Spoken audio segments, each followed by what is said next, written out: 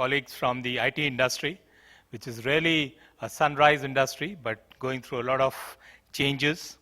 And one of the reasons why we have gathered here together is to kind of make sense of that change and see what we as industry professionals, as well as people from the academic world, can do to address some of those challenges. I have put together a small brief presentation.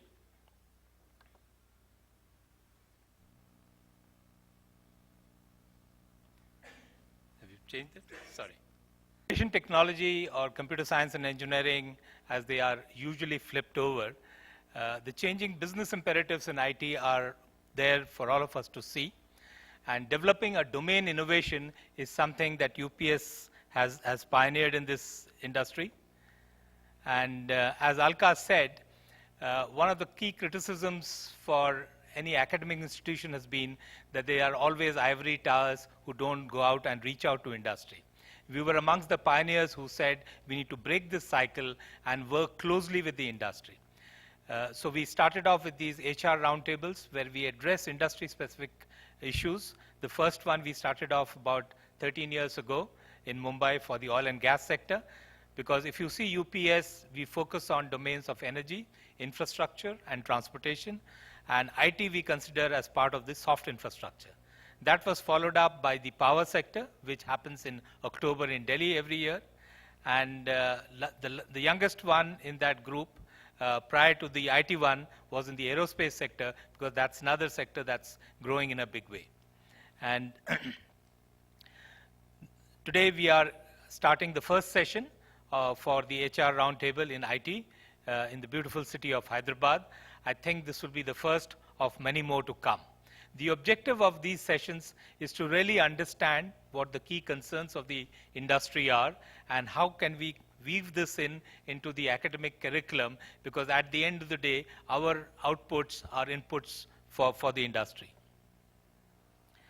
The business environment is complex, and I don't think there is any doubt on that. And navigating through that is even more complex. However, the silver lining is that for every road that leads anywhere in any industry, there is a direct or an indirect link through IT. So to that extent, IT almost kind of encompasses all industries. Even if there are small businesses, family-owned businesses, small or medium enterprises, or large enterprises, I think IT is something which is part of today's business environment. I mean, we've all heard of big data, IT security, cloud computing, et cetera, and I'm sure there are many more that are going to come going forward. And putting IT to work in the most effective way and possibly maximizing results across the enterprise requires trained and capable thinking, and thinking that's out of box. And I was sharing over tea with some of the colleagues here that technology can always be taught, but the key challenge is the person who kind of work in this technology area in terms of their mindsets, their ability to lead people, their ability to carry people, and their ability to handle dissent. And in our own small way at UPS, in addition to focusing on the curriculum, there's a lot of inputs that we give to our students in these areas across the entire 4 years if they're doing an undergraduate program, and the 2 years if they're doing a master's program. Because industry is increasingly coming back and telling us that the technology that they learn and graduate with will quickly change.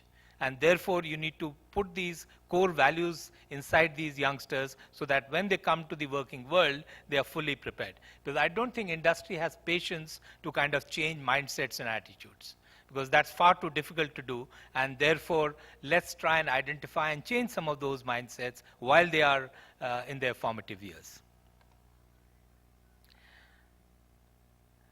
The technological landscape is changing, and changing rapidly and dramatically, and just ignoring it will not stop it. I mean, you can look the other way around. For instance, if you were to go back to the Indian banks, for a long, long time, the unions in the banks in India continued to say that IT is something that we're not going to touch.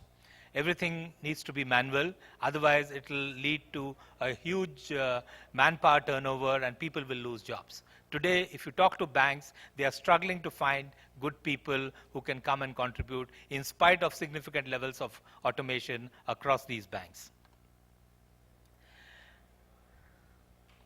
It is impossible to predict the change that is going to happen.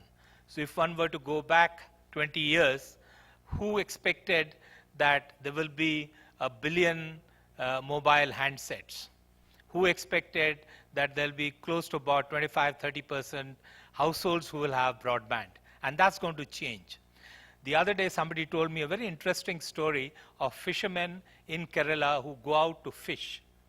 And since most of these boats that they have are not refrigerated, they had no choice but to come and make a distress sale in the port that they would land up. And the trader would then know that he has or she has nowhere else to go, and then, of course, not give them value for their produce.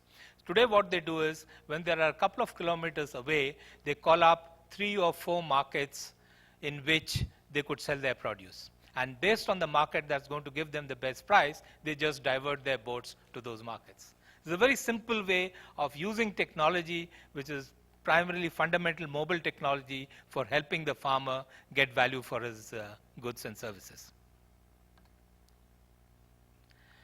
If we were to look at the work-life span of 35 to 40 years that every individual works for, in the past 50 years, you could manage your life with 1 or maximum 2 skills, and you could see through your entire work life.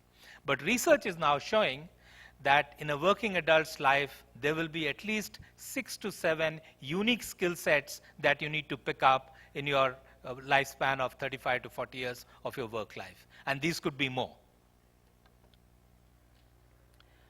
And the use of technology will increase as the simplicity of interfaces and perhaps even integrated with the biological systems that we have going forward. So that's clearly a writing on the wall.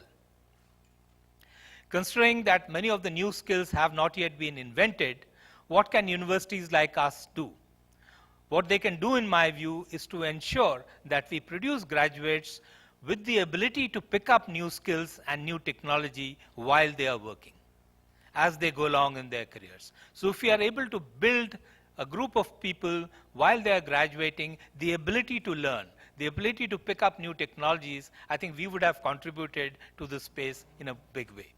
Because if you are kind of going away, and I keep telling this to our students every time, saying that the date on your degree is actually the expiry date of your knowledge. It's almost like a medicine bottle. Because unless you continuously, because there are many youngsters who come with this view saying, now I've done with my BTech degree and I need not study or learn any longer. And that needs to change. You could have managed in the past, but going forward, that's not going to happen. Also because many of these technologies we don't even know going forward. And therefore, the ability to learn and pick up these skills is that much more important. Therefore, we are trying to do our own bit in terms of capacity building and manpower development at UPES. As many of you would know, UPES does not give the generic computer science and engineering programs. We have really kind of forced the debate and said, normally people said you need to specialize in your master's level, but we have said the way things are exploding, you must start specializing in your undergraduate program. So the programs that are listed here on the slide